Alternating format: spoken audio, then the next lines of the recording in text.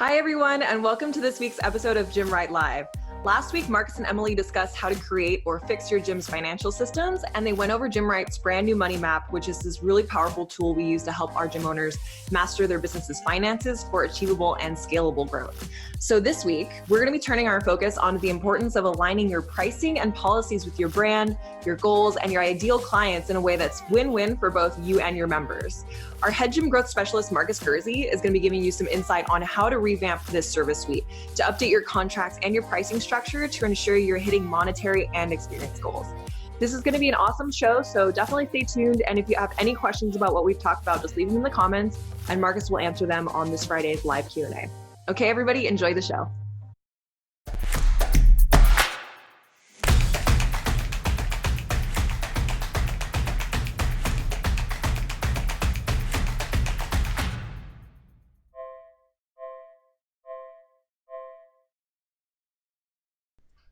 Marcus, you're back. Welcome to my show. Oh, hi. So happy to be here. Thanks for having me on. Cool. I'm happy to see you again. So this is going to be a super action-packed show, so let's just get right into it. Today we're going to be discussing the importance of aligning your pricing with your policies and aligning them with your brand, your goals, and your ideal clients so that it's a win-win for both you and your business and your members. Can you tell the gym owners listening exactly what you mean by that? Yeah. I think that a lot of people look at their prices and their policies as just kind of a, like, oh, well, what's everyone else charging? And we'll just kind of pick a number out of a hat, based on the marketplace. And same thing with policies. It's like, hey, I've heard contracts are important, so let's Google contracts or jump into a forum and just take whatever someone gives me because I didn't have to create it. It was easier, so I'll just do that, right? Or if it's good enough for them, it's good enough for me. And that could not be the furthest thing from the truth. Obviously, there's plenty that we can learn from one another, and oftentimes we can borrow from one another to help cut a lot of time and effort out of things. But when it comes to your pricing and policies, just like the name of your brand and the intro offer and your process, it tells a story about your brand. And it paints a picture around value, and you're either making it easier or harder for people to choose one direction or another, or one package or another. And especially when it comes to the contracts, I have learned that most people feel like, well, contracts means there's like maybe one or two ways to do it, and everyone kind of does the same thing. And unfortunately, the norm that has been passed around as what contracts should look like is not really great for this business model, and usually is completely out of line with someone's vision and values and ideal client. So they have a really hard time implementing it because it's not really what they believe in, and it kind of rubs everyone the wrong way. So the second that someone challenges it or it comes up, then they can't really back it up. They can't stand behind it. And it really kind of devalues the whole thing, right? And as far as the pricing itself, pricing is, like I said, people just kind of guess at it and based on competition or whatever their initial approach is. But the math has to work, guys. And in most cases, even gyms that are, making a profit and doing okay, when we really look at the numbers and we do the math, they're running on paper thin margins and really not getting what they could be out of the business. And it comes in all different shapes and sizes, not just how many members at how many dollars. There's more moving parts to it. So that's what really this show is hopefully going to help people understand better, so that they can make some better decisions around what their offerings are and the prices and the policies associated with that, and contracts, no contracts, and whatnot. Okay, great. Well, actually, on that, maybe it would help everybody listening if we could define some of these things that we're talking about right now. So, what exactly are you referring to when you say pricing and policies? Like, you're bringing up contracts. Is this membership pricing? Is there anything else involved in that?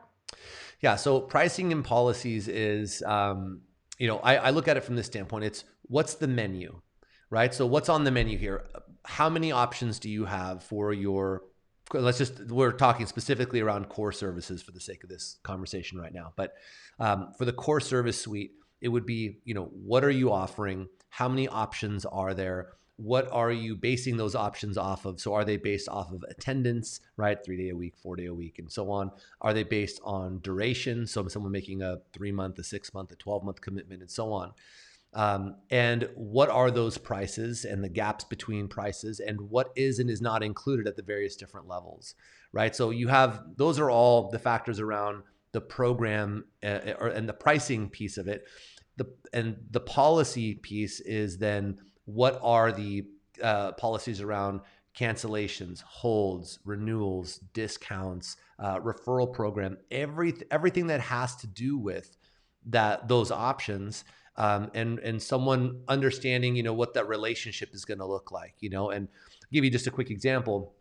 You have someone who is maybe a very warm, fuzzy type, very customer service centric, has a really good connection with everybody. And then they're like, I need to do contracts for my business because I heard it's going to help me with, all these, X, Y, and Z. And then they grab the boilerplate, super hardcore, 6 and 12 month contract where, if you cancel, there's this big arbitrary cancellation fee plus, or your whole remaining balance or 50% of the remaining balance. And, adds up oftentimes to $500, $600, $1,000 in some cases. And they have a really hard time getting behind that because it's not who they are. And it's also not who they're trying to serve, right? It's not authentic to them. And that plays just as big of a part of the experience for your member as does how many options you have in the prices and what is and isn't included. Great. Yeah. I know that you often get feedback from the clients that you work with that like learning about how to properly structure your pricing and your policies is one of their most unexpected, like major value adds that they get out of the program.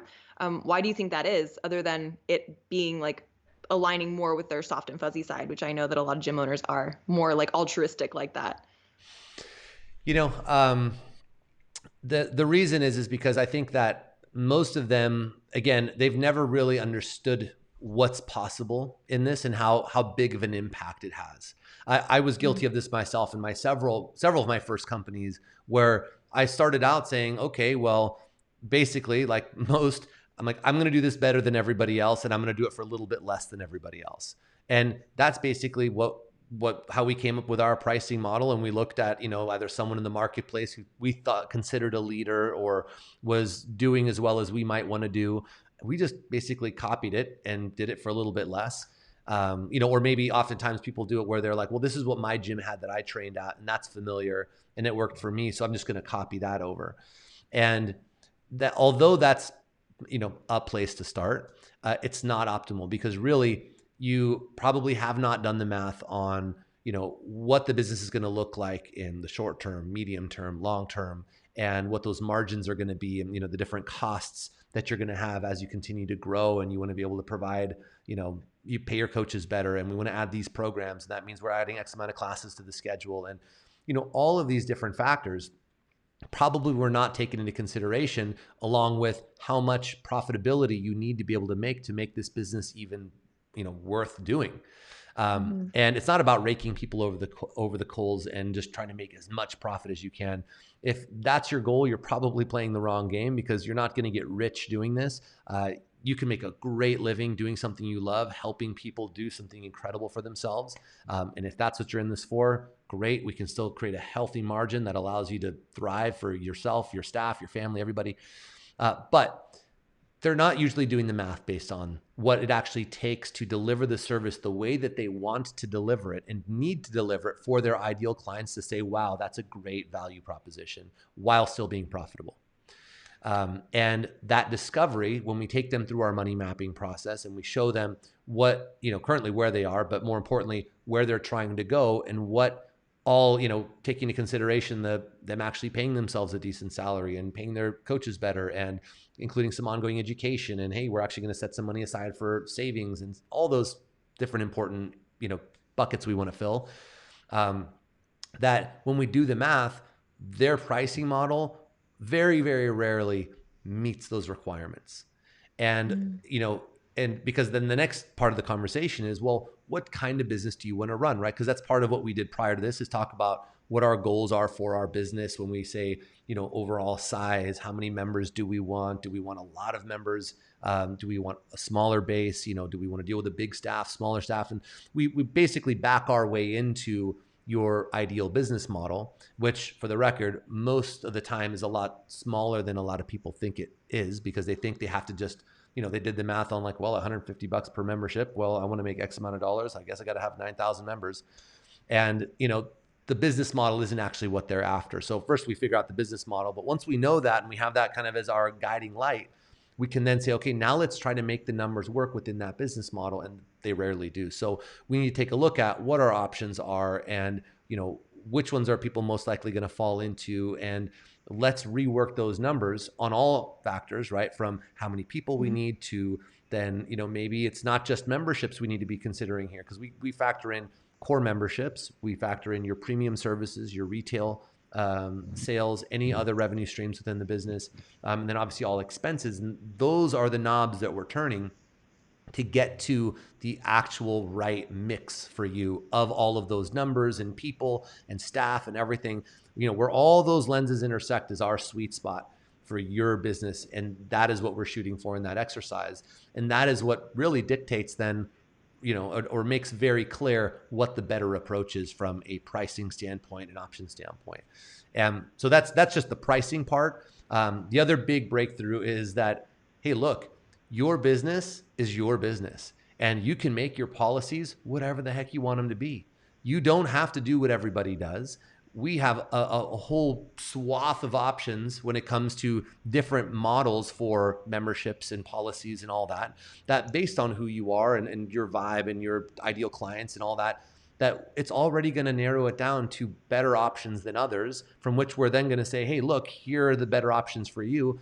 And then we can custom design what those policies and processes and everything that goes into, the cancellations, holds, and all that stuff.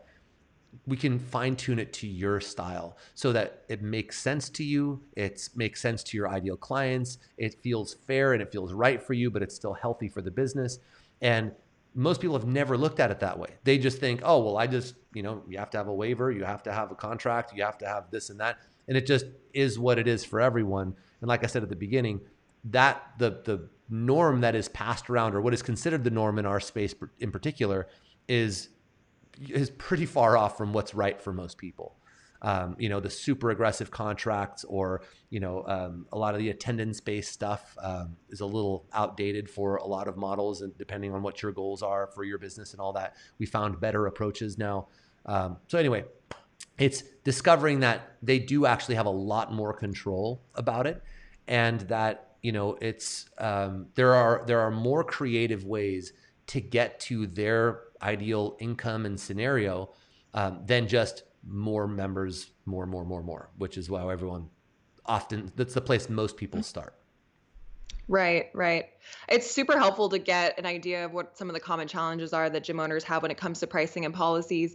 Do you have any, are there any red flags that gym owners could look out for to know that their pricing is just not right, or their policies are not exactly what they should be? Absolutely. So when it comes to pricing, are you making money? Are you profitable? Now, obviously, that's going to be run through the lens of, where you are in the stages of your business, and there's going to be different levels of that. And obviously, if you're brand new, you should know where that number is for you to, be in the black and be profitable. But we need to make sure, are we profitable? Are we able to accomplish the goals that we have with the business? But so that's one good indication. Another indication for pricing is if everyone is signing up for your program. I know this may seem counterintuitive, but if everyone is saying yes, and you don't have a fair chunk of people who are like, I'm not sure, then your prices are probably too low. And again, if you base it off of what someone else was doing in the marketplace, just remember, most gym owners don't really have any idea what they're doing in this department, and they probably did the same thing. So it's the blind leading the blind, and you're now signing up to be the next blind person following the next blind person. And so again, just because the majority of people do it does not mean it's the right way to do it. So I think how you came up with it and are you making money would be a good place to start when it comes to the pricing. Another way to look at the pricing and just the overall options for pricing is how many options do you have? a lot of people have either just one option, which I get the notion of, well, just one and it's take it or leave it. And that can work, but it's usually not set up right. And the price point's usually not right either. But in most cases, people usually have either one or way too many, right? So they're like, hey, we offer 2-day a week, 3-day a week, 4-day a week, 5-day a week, unlimited. And for each one of those, we even have a 3-month contract, 6-month contract, 12-month contract. And you're like, Jesus, man, that's like, I don't know, 9,000 different options. So you create analysis by paralysis or paralysis by analysis when you do that for a lot of people. And, there's a lot to be said about a really tight, concise menu and, what is included and making sure that we are kind of guiding people to the preferred option for us and that is going to be beneficial for them. And so that would be around like the pricing and programs. Around the policies bit, if you tend to get a good amount of friction around holds and holds turning into cancellations or cancellations and then people getting upset about your policy, then you probably are doing something wrong. And it could even be that your policy is right, but how it's being communicated on the front end could be off or missing. So again, it's not about us just reworking everything for the sake of reworking everything. There's usually some pieces in it that are working just fine, right? Or you're intuitively you set yourself up correctly in some ways, and we're going to build on that. But it's the entire thing painting one consistent picture for your members and not creating hey, that makes sense, but this is weird, or I get the pricing options, but damn, those policies are harsh. Right? You got to make sure everything is on brand for you, your ideal clients, and serves the business's goals as a whole. Well, let's elaborate a little bit more on that. I know that a lot of the gym owners that you work with who discover that their numbers just aren't adding up, and you help them create that strategy to raise their membership prices, they experience very little to no negative feedback or pushback from their members. Can you explain a little bit about how that works? Okay. Yeah. So, let me just think about that for a second. So got it. So here's how we got to look at this.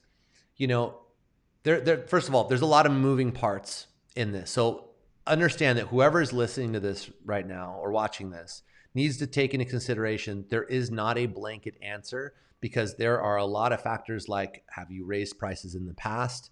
How far off are we on the prices? Did you make commitments to people on, hey, your price will always be this price no matter what? Founding members, and how often have you made any changes? All of that in the past. Have you tried them before or not? There's a lot of things to take into consideration here, but here's the longest story short is, what we want to do is figure out how much value do we need to be able to communicate before we make this change. Because if you just say, hey, we're just going to, hey, these are the new prices, deal with it, and there's no context, and even worse, you're doing this as a blanket email to your entire community, buckle up because it's about to get ugly in most cases, right? Especially if you make it about, hey, we've been charging too little for too long and, we can't pay or we can't continue to do this or we can't work for free. If you make it about you and not making enough money and, tired of working for free and we've been letting you get away with murder for long enough, again, buckle up because it's probably going to get real weird real fast. And you're basically opening the door for a lot of issues and maybe even an exodus that could put you out of business. I've seen it happen many times, and it's really unfortunate when there's a much better approach. So what we typically would do is we'd say, okay, let's identify what our new prices are. And the first decision is, are we going to apply this to net new members only, or are we going to apply this to everyone? Or is it a combination of both, right? To where we're going to maybe first apply it to net new members, and then we're going to run that for a while we're building value for the existing members and showing them that we're actively working on the business. And not that it's about like, hey, look at the improvements I'm making, but we're going to come up with a plan specific to your members and your community to communicate and actively build their perceived value of what they're getting for their money for anywhere from 3 to 6 months, depending on the case, to build that wake of wins, if you will, leading up to it, so that then you can send that individualized message to every one of your members saying, hey, Jessica, thank you so much for being a part of our community. We're so grateful to have you here. I know you've been a part of this, you've been with us for many years.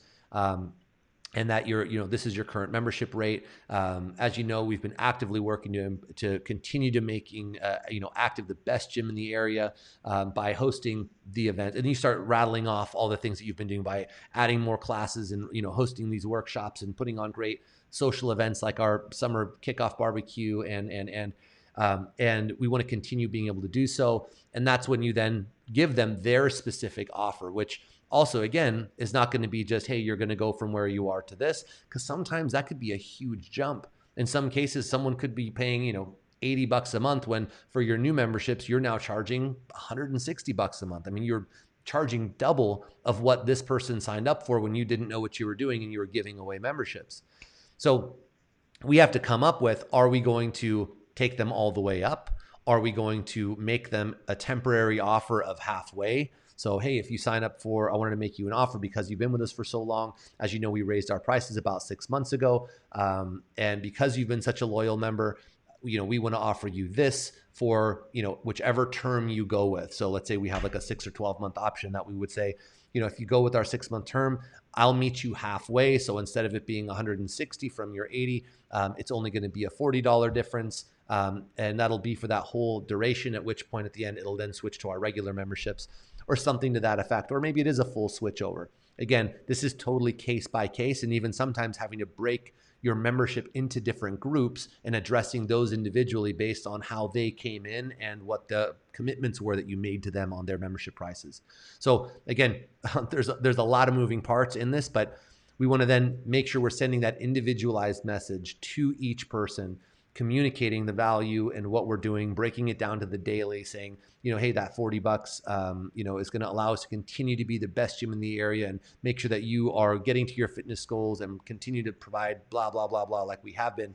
And that breaks down to, the difference of, $1.10 per day. We hope that difference isn't too much to keep us from, allowing to continue to be that for you. Let me know if you have any questions. Here's my direct phone number. Get back to me.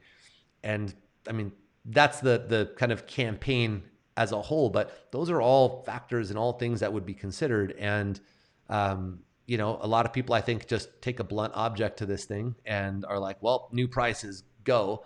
And, they wonder why they lose 10, 20, 30% of their members in a matter of a month, which, maybe the increased revenue per person, helps offset that. But imagine how much better it would have been if you would have lost no one, or maybe, 2 or 3 people total that weren't a good fit.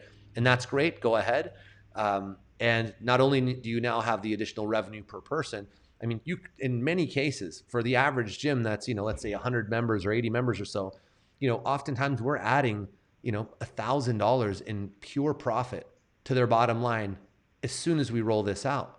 And when presented correctly after that wake of wins, you find yourself having members coming up to you saying, good for you, it's about time. And you're like, wait, what?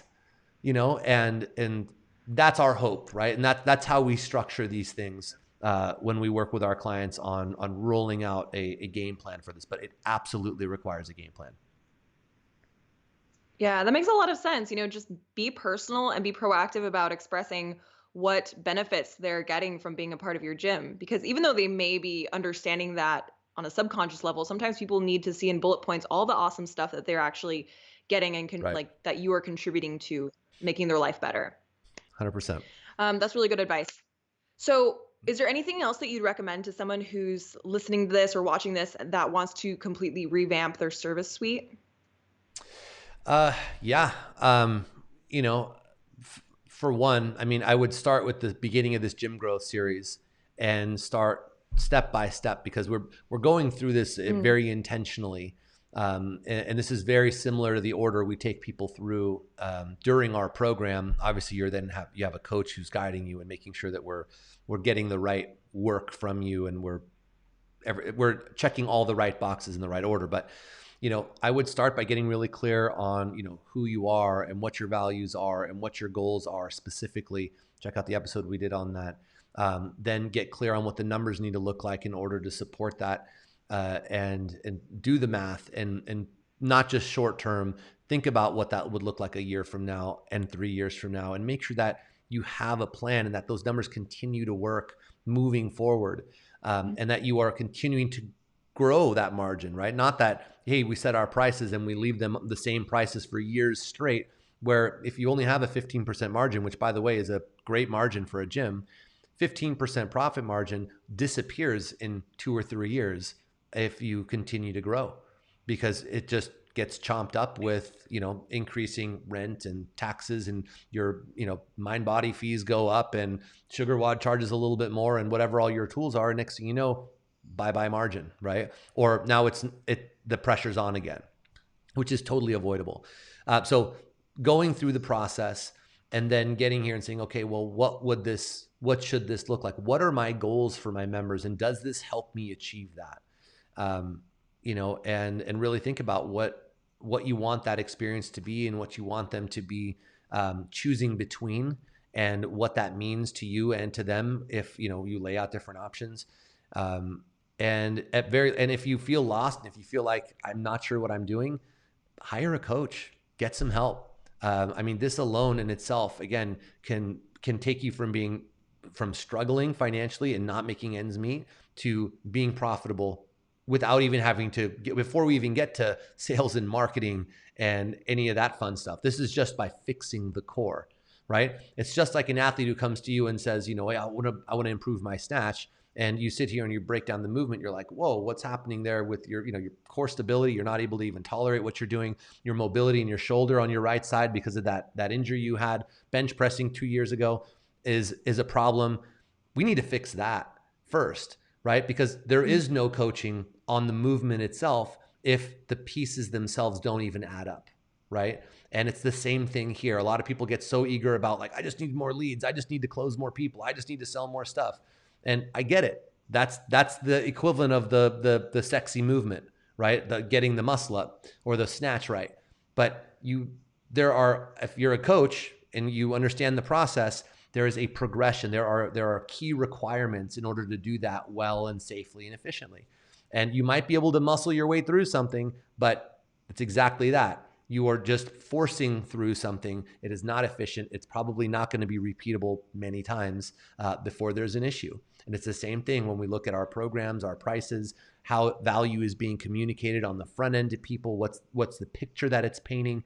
That can in itself often lead to retention issues because you set inaccurate expectations just to try to get sales, right? Or to get people into contracts, which if you don't deliver or what your service is and feels like does not match that, it's going to be out of alignment. And again, buckle up.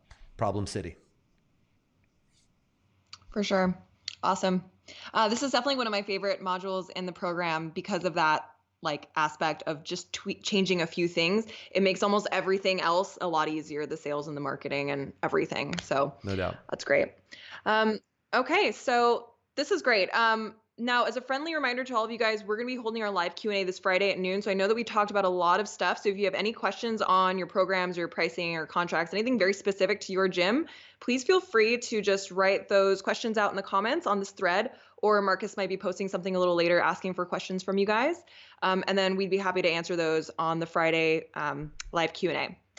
And before I let you guys go, we also have some spots open for August for you guys to do the Foundations program and work with Marcus directly as your coach. So this is the program that we're talking about here. It's completely custom, and we're offering it for gyms who are right on that cusp of seeing some big things happen, but are struggling to get over that hump and onto the other side. So all you guys need to do is get on a call with Marcus to see if you'd be a good fit for this program. And I will link to his schedule in the comments. You can just click on that to set up your call. And if you're listening to this on podcast, you can go to gymwright.com/Marcus, and that'll just take you right to his scheduler. Okay, so thanks for tuning in, everybody. Thanks for the interview, Marcus. It's always great talking to you. My pleasure. Likewise.